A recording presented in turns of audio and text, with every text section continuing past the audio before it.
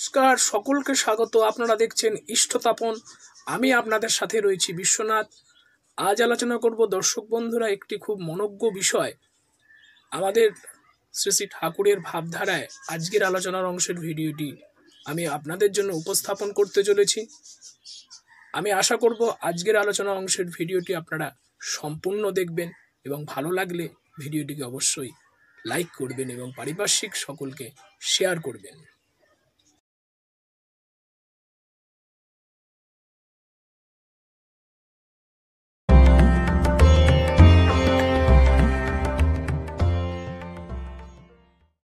সকলকে স্বাগত। আপনারা দেখছেন ইষ্টতাপন। আমি আপনাদের সাথে রয়েছি বিশ্বনাথ।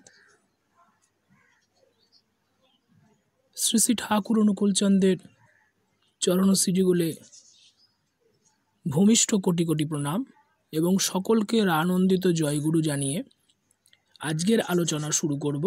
আজকের আলোচনা শুরু করার আগে সকলকে আমার অনুরোধ, আজকের আলোচনা বিষয়টি খুবই সুন্দর। আপনারা সকলে সম্পূর্ণ ভিডিওটি দেখবেন।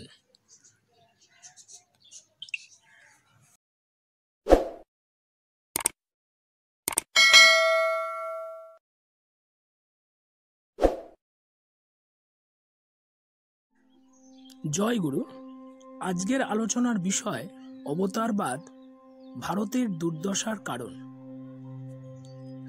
জনৈক একজন প্রশ্ন করছেন, এশিয়া মহাদেশেই বিশেষ করে ভারতেই এত অবতারের আবির্ভাব কেন? অবতারবাদ তো ভারতেরই, অথচ ভারতের তো দুর্দশার সীমা নেই। এর কারণ কি? এই প্রশ্নের উত্তরে শ্রী শ্রী ঠাকুর বলছেন, সকলে একটু মন দিয়ে ধৈর্য সহকারে সম্পূর্ণ ভিডিওটি দেখবেন এবং শুনবেন, ভালো লাগবে। অবতারবাদী তো ভারতের, অন্য দেশে যারা আসেন তাদের হয়তো তারা অমন্তর করে অবতার আখ্যা দিয়ে আখ্যাত করেন না, হয়তো অন্য নামে অভিহিত হয়ে থাকেন, কিন্তু প্রকৃতি যা করে থাকে বিধিমাফিক সব দেশে সেই বিধিতেই তেমনতরই। আর যারাই অনুসরণ করে তারাই পথ পায়, আর যারা তা করে না হয়তোবা তাদের দোহাই দিয়ে চলতে থাকে, কিন্তু চলে অন্যরকম। দুর্দশা কি তাদের সেলাম ঠকে চলে যাবে? না, বিধির দখল তাদের চলনাকে নিংড়ে সেই মাফিক ফলের উৎপত্তি করবে। তাতে যারা পথ বাতলে যান তাদের কি করবার আছে? যা করবার তারা কি কেউ কম করেছেন? লেখাপড়া শেখাবার জন্য রাজার দয়া তো অনেক স্কুল কলেজ সৃষ্টি করেছে, শিক্ষকও তাতে কম নেই। কিন্তু যারা স্কুলে যায় না বা স্কুলে যেও শিক্ষক অনুরক্তির বনামে বৃত্তি তৎপর হয়ে সেই খেয়াল অনুসন্ধিৎসায় যারা চলে, তাদিগকে রাজাই বা কি করবে, শিক্ষকেরাই বা কি উপায় বাতলাবে? যা শেখবার শেখায় তো যার কাছ থেকে শিখবে, তাতে মানুষের অন্তর্নিহিত অনুরক্তি। এই অনুরক্তি যদি বিরক্ত হয়ে পড়ে, শিক্ষা কি তার ভেতর ফুঁড়ে ঢোকানো যায়? জ্ঞান তো আর কোনো বস্তু নয় কো, সেটা জন্মে বস্তুবোধ থেকে, আর বোধ করতে হলেই চাই তাতে অনুরক্তি যুক্ত হওয়া, তাতে যোগ হওয়া। যারা শেখে না, মুখ্য সূক্ষ্ম হয়ে থাকে, বেকবি, তাদের চালিয়ে নিয়ে যদি কখনো তার কিংবা কারো বাঁচা বৃদ্ধি পাওয়ার ব্যাঘাত ঘটায়, সে অমনি রাজার বিধিতে পড়ে লোপাট খায়, হয়তো হাজত, না হয় জেল, খুব বেশি হলে দ্বীপান্তর, চরমে ফাঁসি। ওসব ব্যাপারে ঠিক তেমনতরই।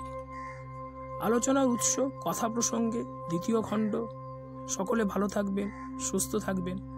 আজকের আলোচনার অংশ যদি আপনাদের প্রত্যেকের ভালো লেগে থাকে, আপনাদের প্রত্যেকের কাছে আমার অনুরোধ রইল, আজকের আলোচনার অংশটি আপনারা লাইক করবেন, পারিপার্শ্বিক সকলকে শেয়ার করবেন। জয় গুরু।